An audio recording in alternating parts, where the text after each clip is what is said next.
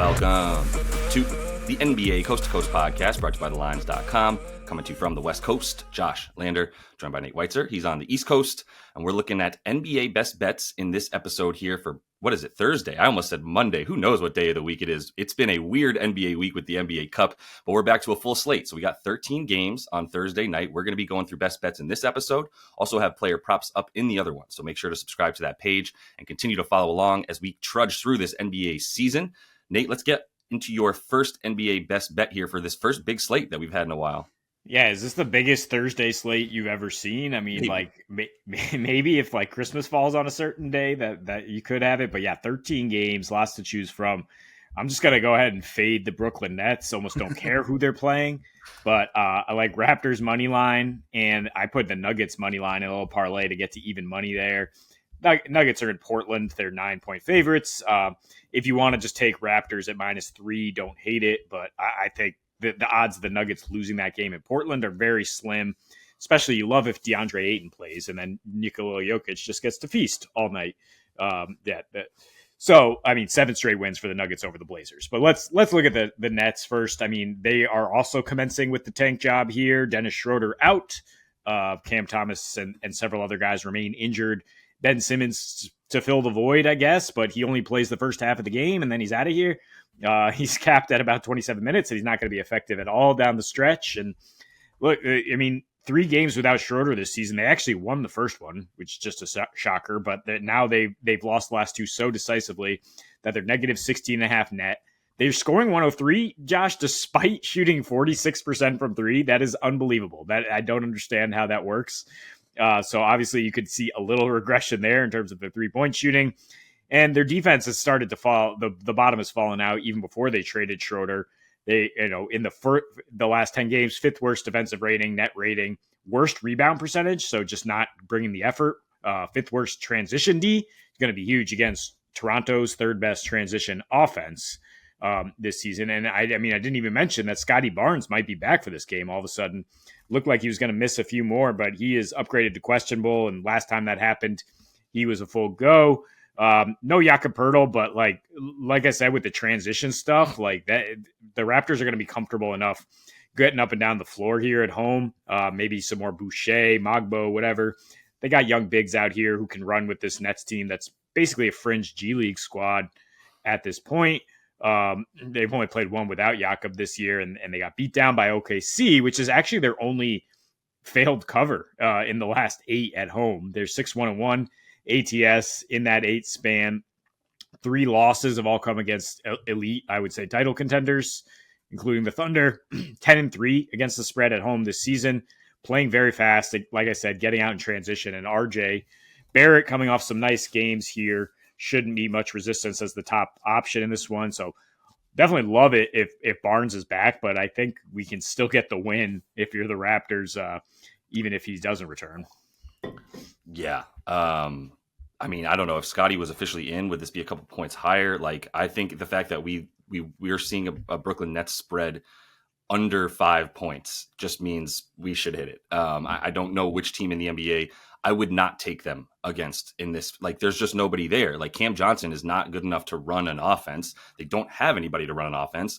I'm sure they would love Cam Thomas to be out there to take 35 shots, but he's still out as well. So I have no clue where they're going to score from. I didn't know how they were going to score against Cleveland, and yet still felt like they might just pull something out of their butts, and that seems to have just flown away. That sort of win-win for the Gipper ship has sailed, and I don't really know what they're going to do moving forward here, except for give up a lot of points and, not more importantly, not be able to score very many of them. So also, RJ Barrett, real deal, man. I mean, can kind of carry an offense, to be honest, even if you don't see him as good as the top tier players in the league. I think we need to start respecting him as a guy that can score against anybody at this point, especially when he's the focal point of the offense. He's been pretty efficient despite how much volume he's incurred. So, yeah, Scotty might be back too, but let me go ahead and go over to I don't know, one of my favorite teams right now, right? Atlanta Hawks. I'm going to talk about them and the Spurs. I think this is going to be a really good game, to be honest. I think we'll get a good amount of pace here. We've seen the Spurs pick up the pace a little bit in the last roughly like 10 games or so. A little bit more. Stephon Castle has been a big reason for that as well. And then obviously getting Devin Vassell back into the lineup has been super helpful for that kind of stuff. But Wemby doesn't really impact their pace too much. But either way, I like the Hawks in this one. I like the Hawks in general, and I don't think that's going out on a limb. And I'm not just basing that on having a good run in the NBA Cup at this point. So yeah, for this one at 1.5, I think you can get 1.5 on both sides. Still, there seems to be some discrepancy here between the lines on a lot of these books.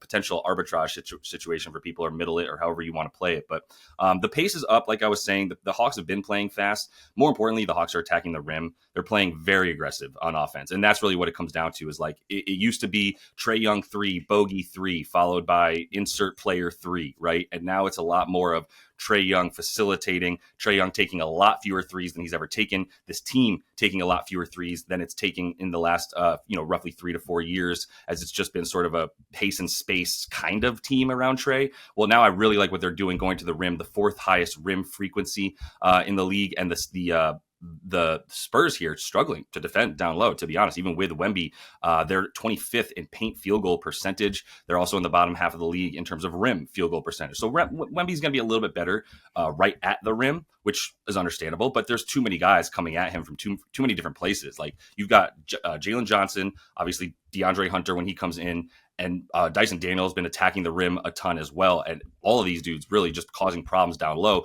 with the amount that they're hitting there. So I like their ability to come from different places to go towards the rim and attack Wemby. They really don't have to even get him involved in any of the defense if they don't want to. But they've also allowed a ton of pull-up shots. And I do like Trae to have a really good game here as a result. This is a team giving up the 2nd highest frequency of pull-up shots, the 5th most made field goals from 3 off the pull-up as well. And that was a big reason why I targeted Trae on his threes in that cup in that cup game, not the final, but the semifinal against the Bucks. Was the same concept, that they give up those pull-up threes the way that Trae likes to take them, and that's when you take Trae, is not necessarily against teams that are bad against the catch and shoot, but teams that are bad against the pull-up. The other thing would be the transition game here. They are 3rd in the frequency with which they're getting out to transition, which makes total sense. They're in the top 3 in pace in the league, but they're 5th overall in their fast break points, and San Antonio struggling to get back, giving up the 9th most fast break points, giving up the 3rd most paint fast break points. So go ahead and take that from cleaning the glass there.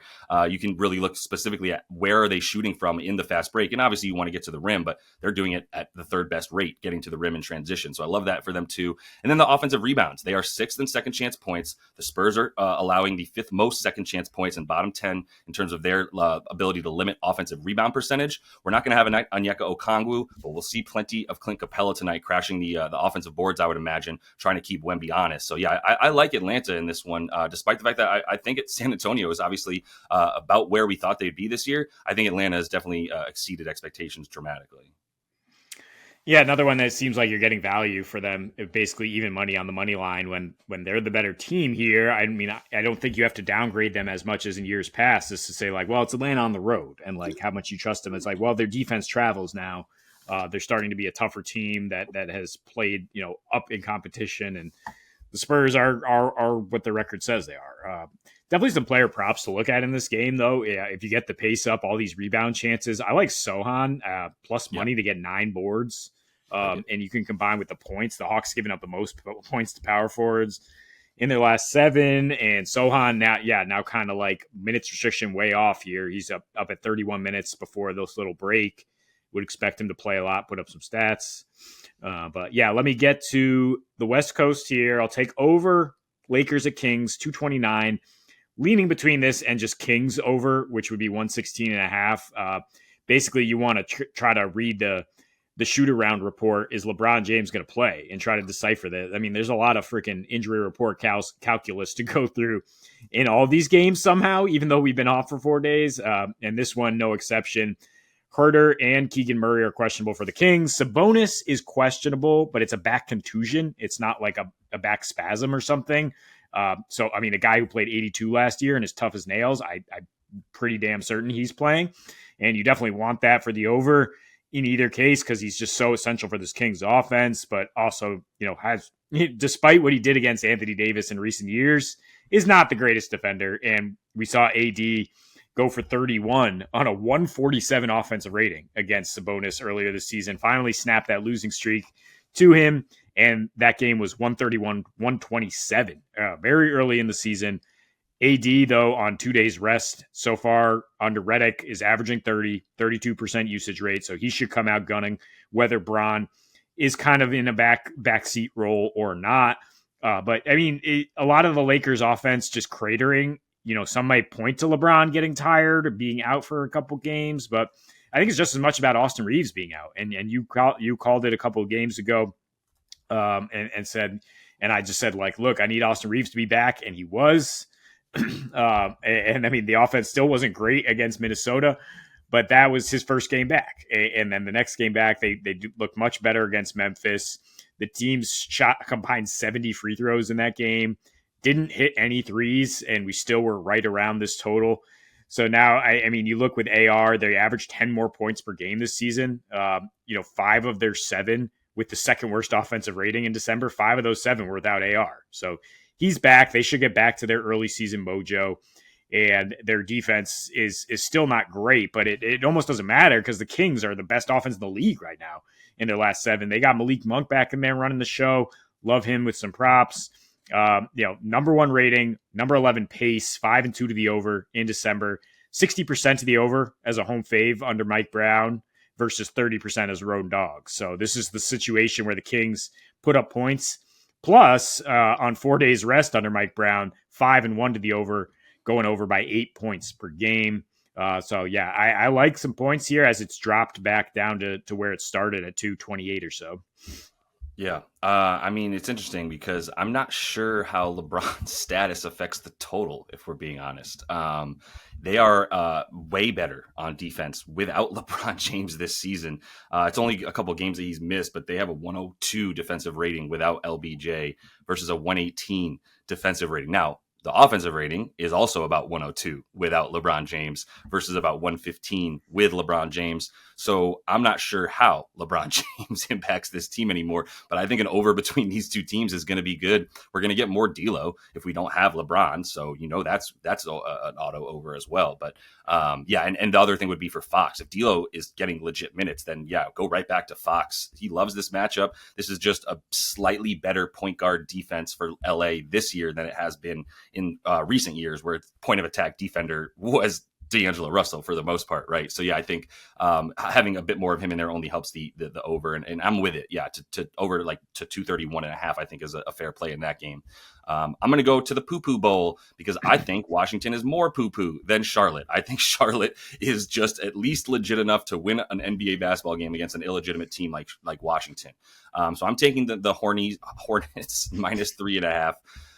Charlotte's not good, but Washington's worse. Washington can't guard the above the break 3. I mean, they can't guard much of anything, but Charlotte, if you can't guard the above the break 3, then you're just toast. Like, it's Brandon Miller and LaMelo Ball heaving, and Brandon Miller is questionable, but Miles Bridges is there. That was an easy over last game on Monday when LaMelo Ball was clearly still on a minutes restriction, and it does not appear that he's on a minutes restriction moving forward tonight. And I love targeting Ball under and Bridges over in the last game. This game, I think we're going to get a lot more LaMelo Ball. He's going to meet very little resistance when he's shooting from above the break or when he's going into the lane, to be honest. Washington, 7th most field goals made allowed above the break from 3. They're on when Washington's on offense, man, it's a travesty. If you go to Shot IQ, which is behind a paywall, but it'll show you stuff like shot selection, and things like if a team misses a bunch of shots. For instance, the Oklahoma City Thunder, according to their shot quality index, should have won that game by 11 points in the final against the Bucks. But you go 3 for 27 or whatever from 3, that's going to happen. The shot quality was still there. The shot quality for Washington is terrible. This team is taking mostly contested mid-range shots. Like, I can't think of a worse basketball shot in 2024 to be taking than a contested mid-range shot. That's just fallen out of graces in the NBA, and that's the one they're taking. Charlotte, actually pretty good mid-range defense, second best in terms of the amount allowed that are made, and the frequency with which they're taking is pretty high. Like, teams are taking a lot of mid-range against them. They've got a really good rim defense, does Charlotte. And so guys like Jordan Poole, kind of end of list, to be honest, of guys that you trust crashing the to the basket. Like, I don't know who else is getting into the lane for Washington at this point. Bub Carrington has been just resigned to a corner three spot up shooter, even without Kuzma, even without Brogdon. And I believe we're going to have Brogdon back tonight, but still no Kuz. And yeah, what do you want me to say about Washington? They're going to be bottom 5 in most key categories on defense, whether it's free throw attempts allowed, it's frequency with which people are getting out into transition, it's the efficiency on defense. There's just nothing there. And with LaMelo Ball, this Charlotte team is a formidable, we will lose within 10 points kind of team to the good squads and at least keep it somewhat interesting until maybe the end of the game. And I think that's what we're going to see tonight is just LaMelo be able to take over, pull this thing out, and win by 6 to 7 points. Yeah, I like some LaMelo player performance doubles with this based on what you're saying. Yeah, I mean, Brandon Miller might go, but maybe takes a little bit of a backseat. I mean, LaMelo, 11 assists in 26 minutes before this little break. He's also been gunning against Washington because you mentioned, the above the break stuff. Last year, he attempted 70 shots from the field in 2 games against Washington. It was just like, fantastic. Yeah, a game that nobody cares about and that we can just go up and down and treat it like a pickup game. I will be taking many, many threes. Thank you. So however you want to play that, points, assists, either one, 8 assists or 25 points will get you a nice like plus 140 or higher at FanDuel, for example. So yeah, LaMelo to go off here. Yeah, he's at 26.5 points. Love that. This, like you said, if Brandon Miller is out, this is 28 shots. Like when Brandon Miller or Miles Bridges, one of them has been out. You also add Trey Mann not in there, so you don't have the scoring guard coming off the bench. Now you got Micic coming off the bench. When he plays with LaMelo, you're just talking about more dimes for the Meach man and a few more points for LaMelo, who doesn't really even score off of dimes, to be honest. He's just pulling that shot, we know. If he takes 12 threes tonight, I do like him for 4, but it's juiced all the way down for the 3. So I think you take the points with the money line to the point that Nate's making there. But that's all the time we have in Best Bets. Make sure you do subscribe to that page. Give that video a like. Check out the Play a Props episode we have up alongside this one each and every weekday. And until we see you next, happy betting.